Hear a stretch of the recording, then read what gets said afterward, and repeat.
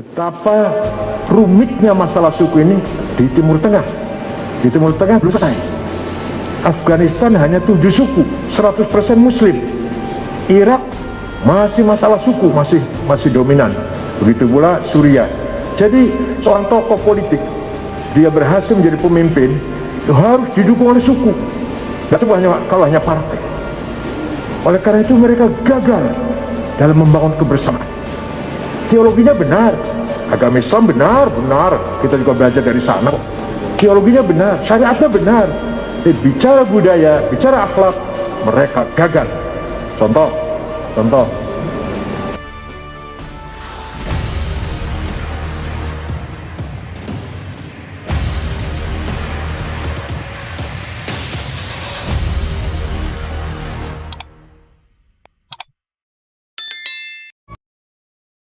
Warahmatullahi wabarakatuh.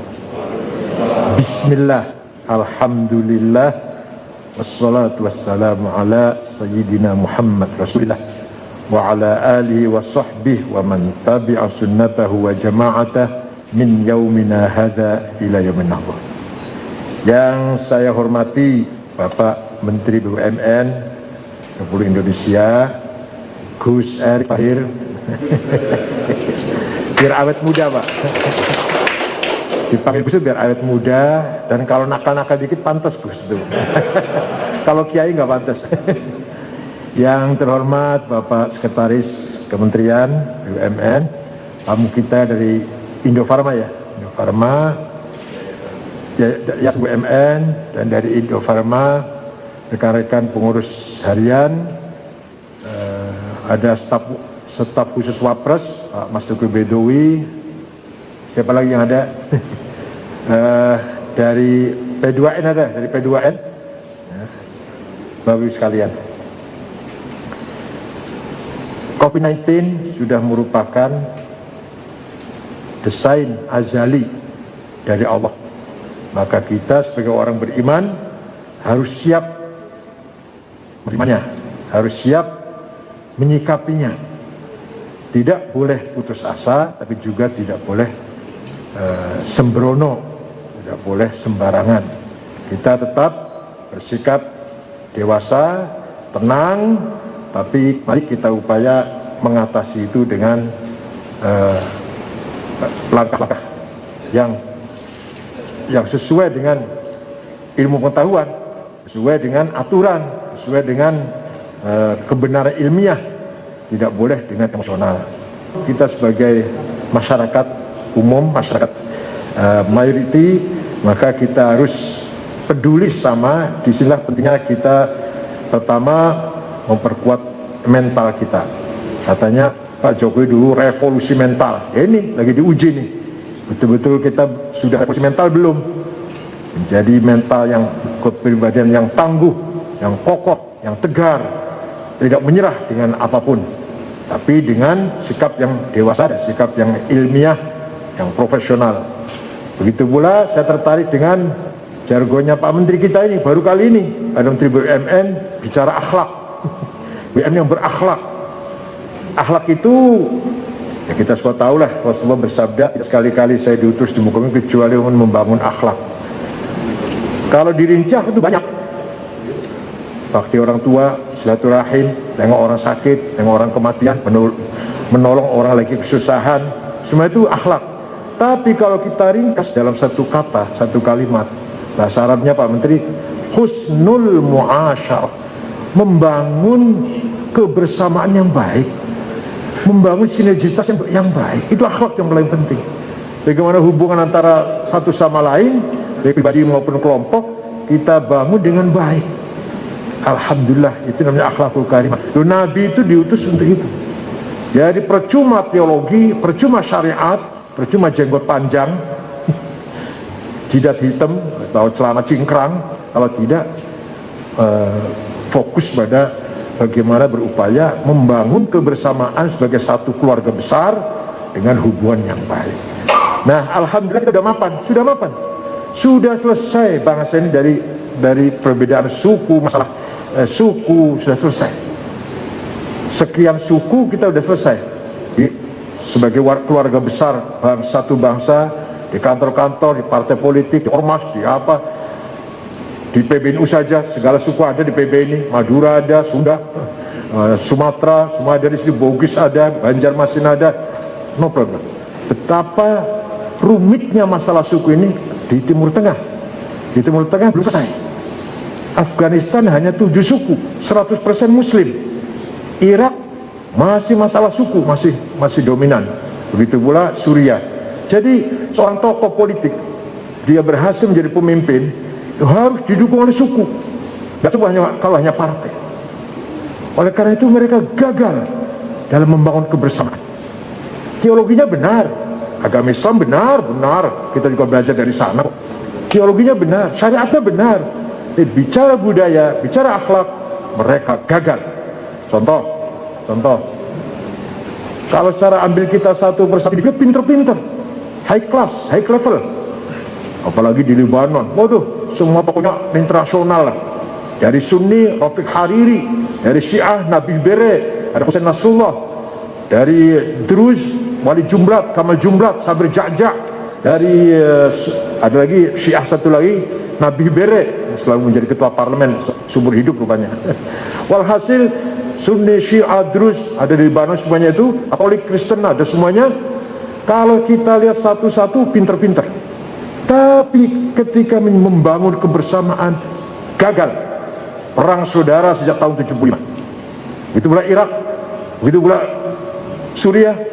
Kalau kita lihat ulamanya, nggak ada ulama Indonesia yang pinter kayak ulama Syria, nggak ada udah. Tapi mereka gagal membangun kebersamaan.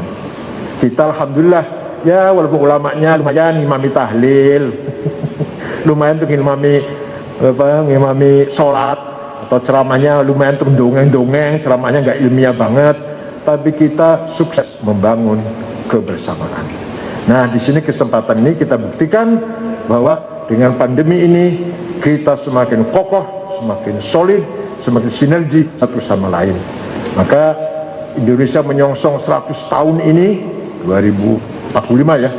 Kita tunjukkan menuju masa keemasan dengan memperkuat eksistensi NKRI ini. Jangan sampai mudah terprovokasi oleh pihak tertentu. Very small group sebenarnya sih, hanya lantang suaranya, yang jelas akan mencoba mengadu domba, mungkin perbedaan agama lah, apalah, perbedaan madhab. Jangan terprovokasi oleh itu semua, itu gombal semua itu. Mari kita perkuat ukhuwah watoniyah dan kita tunjukkan dengan bersama-sama kita menangani COVID-19 ini. Lintas budaya, lintas agama, lintas suku. Alhamdulillah kita sudah selesai masalah itu. Di NU sudah selesai Pak. Bahkan di NU agama sudah jadi masalah, beda agama. Entah kalau di kelompok lain. Kalau di NU sudah perbedaan suku, perbedaan agama selesai. Kita sudah betul-betul punya semangat ukhuwah watoniyah. Maka kesejahteraan rakyat, ekonomi rakyat, budaya itu tidak akan terwujud tanpa ditopang dengan stabilitas politik. Nah, kalau politik yang gonjang-ganjing terus, kapan mau sejahtera? Kapan mau maju? Kapan mau membangun dengan sangat sempurna? Tidak mungkin. Nah, ini ada kelompok yang sengaja tidak senang kemapanan. Bagi mereka nggak menarik kalau makan tuh. Kalau gitu-gitu aja nggak menarik.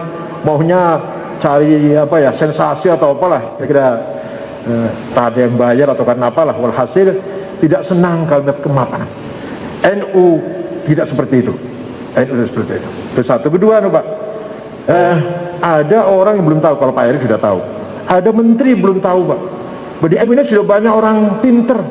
Betul, langsung dengan saya, dia kaget. NU itu Pak punya 740 doktor bukan agama, bukan jurusan agama, 740. Diketuai Pak Ali Mashkur ketuanya, ISNU Ketua NU. Gampang contohnya, Pak Nuh, Pak Nasir, mantan menteri itu bukan agama, jurusannya bukan. Rektor Brawijaya, Rektor Unair, Rektor UNES, Rektor Tirtayasa, Rektor ini UNJ ini, Rektor Lampung, NU semua itu, bahkan pengurus NU. Artinya doktor bukan jurusan agama. Ada yang masih menganggap NU itu ya agama, tahlilan, istighotah, itu iya, itu pasti itu. Tapi yang sudah siap untuk menerima amanah, menerima tugas dalam membangun bangsa ini banyak sudah siap, insya Allah. Para dosen, para teknokrat sudah cukup lumayan, walaupun masih belum seperti yang kita inginkan. Terima kasih. Ini mobil ambulan PCR ini. Terima kasih, jazakallah khair jaza. Ini baru satu dulu, nanti ada lagi ronde kedua tiga. Betul, kok tahu? Benar, karena kita udah berapa Pak Sarisa? 200.000 lebih loh, 200.000 ya, lebih ya, 200.000 titik yang Satgas COVID-19 ini. Satu-satunya ormas, silakan cek, bukan saya ngomong kosong. Satu ormas yang peduli dengan COVID-19 yang maksimal, 200.000 lebih 220 berapa ribu titik Satgas. Itu ada Pak Ali Yusuf, ada Dr. Maki yang selalu turun ke bawah, bahkan ada korban ya, bukan tidak sampai meninggal sih, ada yang positif reaktif karena terlalu rajin. Hasil bisa kita syukuri, bisa kita banggakan, dan layak kalau mendapatkan mobil PCR, sangat layak sekali. Ini satu dulu, nanti ada lagi insya Allah. Mudah-mudahan Pak Menteri kita yang baru saja keliling dari Inggris juga ya Pak, UK mana-mana demi vaksin, demi segera munculkan vaksin ini. Ya Allah, mudah-mudahan diberi kekuatan oleh Allah Pak Erick ini. Kalau nyuntik orang Indonesia, satu orang dua ya Pak, dua, berarti 400 juta, 500 juta malah. Itu kalau satu hari 1 juta orang yang disuntik, butuh waktu 1,5 tahun. Nyuntik itu 1,5 tahun. Itu kalau 1 juta sehari, yang mudah-mudahan bisa lebih malah. Nah, kalau kurang dari 1 juta, berapa tahun itu selesainya? Kalau 1 juta sehari orang disuntik, berarti membutuhkan 1,5 tahun baru selesai. Kita ini disuntik semuanya, diinjeksi semua. Mudah-mudahan ke depan lebih baik. Allah mengangkat segala taun, wabak, penyakit yang sangat mengancam ini. Mudah-mudahan rahmatullahi wasi'ah, rahmatullahi sangat luas. Jadi uji seperti ini kita harus sabar dan harus bisa menghadapi kenyataan. Terima kasih tadi, terima kasih kedatangannya. 2 kali sudah ke kantor PBNU ini. Syukron wa dumtum fil khair wa barakatuh wa najah, dan sekali ke pesantren At-Taqafah.